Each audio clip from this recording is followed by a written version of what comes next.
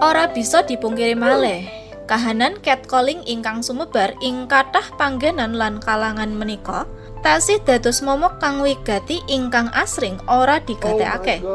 Pasale, kedaden catcalling menika ora mung dilakoni marang kuli bangunan, kenet bis, utawa wong dalanan wae.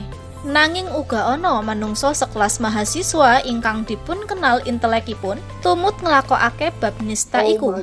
Senajan manut Undang-Undang Nomor 12 Tahun 2022 ngenani TPKS, kelakuan catcalling menika bisa dilaporake dadi tindak pidana, sahabat muslimah. Kepriye tanggapan warga ngenani perkara menika? Monggo disimak wawancaranipun. Apa yang Anda ketahui tentang catcalling? Itu yang suka goda-goda di jalan itu sih. Kalau menurut saya catcalling itu pelecehan seksual melalui verbal. Pelecehan seksual secara verbal. Apakah Anda sering menjumpai catcalling di sekitar Anda? Banyak sih. Kalau untuk di lingkungan rumah, alhamdulillah lingkungan saya nggak ada kayak gitu ya. Cuman kalau saya lagi pergi touring atau jalan-jalan, sering dapetin di jalan. Kadang tengah jalan juga ngalamin, Mbak. Kalau akhir-akhir ini enggak ya, karena mungkin orang-orang nggak begitu perhatian gitu kalau sama wanita-wanita yang sudah berumur.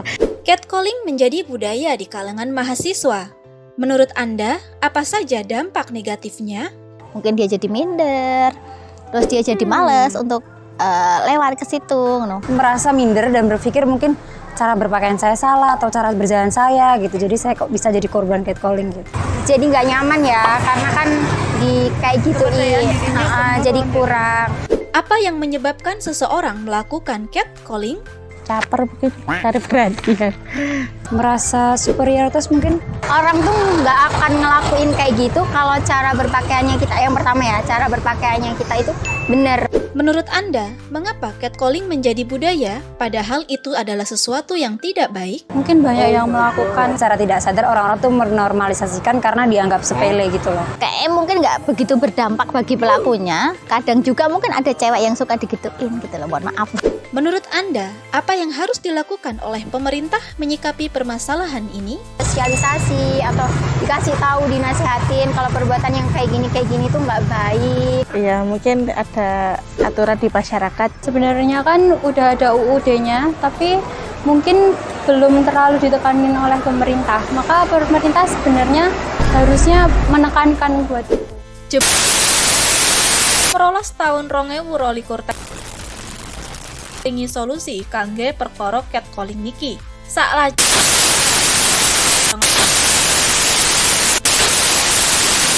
Saking ustazah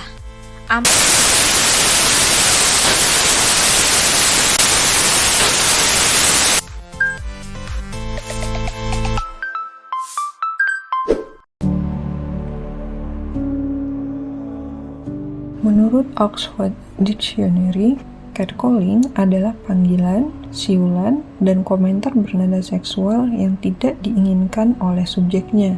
Biasanya, catcalling dilakukan oleh orang yang tidak dikenal terhadap seseorang yang sedang berjalan atau berada di tempat umum. Misalnya, "Cewek, godain kita dong." Atau, "Wah, tubuh kamu seksi banget. Hai cantik, ayo ikut aku." Nah, catcalling ini dapat membuat orang lain merasa tidak nyaman atau bahkan terancam, sehingga catcalling ini dapat dikategorikan sebagai perbuatan pelecehan seksual. Berdasarkan survei yang dilakukan oleh American Share, sebagian besar korban pelecehan seksual adalah perempuan. Sebanyak 71% perempuan pernah mengalami catcalling dan 53% diantaranya mendapatkan pelecehan secara fisik. Di Indonesia, berdasarkan Undang-Undang Tindak Pidana Kekerasan Seksual Pasal 5, catcalling termasuk pelecehan seksual secara verbal yang akan dikenai sanksi 9 bulan penjara atau denda 10 juta rupiah. Hanya saja, banyak orang yang tidak memahami hal ini, sehingga pelakunya dapat bebas dan mengulangi perbuatannya lagi. Tidak semua korban berani untuk bertindak tegas kepada para pelaku ataupun melapor kepada pihak yang berwenang. Apalagi jika si korban memiliki self-esteem atau harga diri yang rendah. Catcalling seringkali dianggap oleh pelaku sebagai candaan untuk menarik perhatian korban.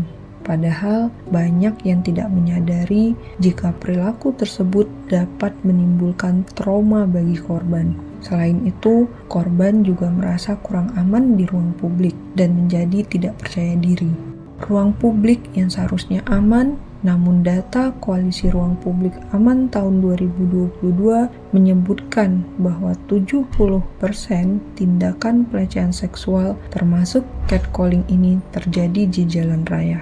Catcalling bisa disebabkan karena pelaku merasa tidak memiliki kontrol atau kekuasaan dalam kehidupan sehari-hari, sehingga mereka mencoba untuk menguasai situasi atau orang lain yang ia anggap lemah.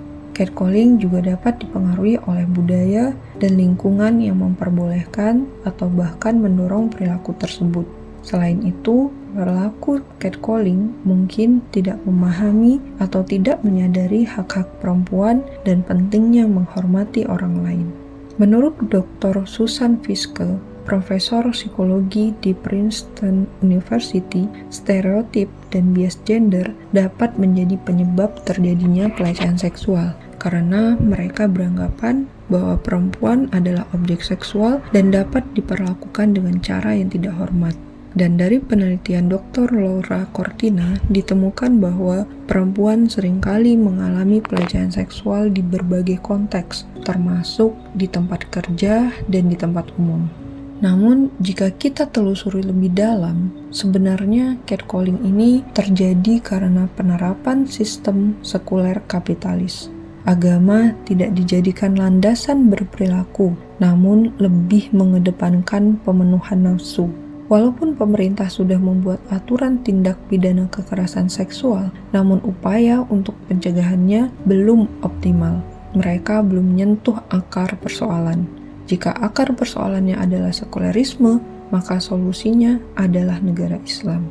Karena dengan Islam akan diatur upaya preventif maupun kuratifnya. Upaya preventif yang dilakukan adalah membentuk ketakwaan individu dan memahami bahwa tujuan hidup adalah untuk meraih ridho Allah. Negara juga menetapkan aturan berpakaian ketika keluar rumah, tidak tabaruj, tidak bercampur baur antara laki-laki dan perempuan, dan memastikan area publik aman.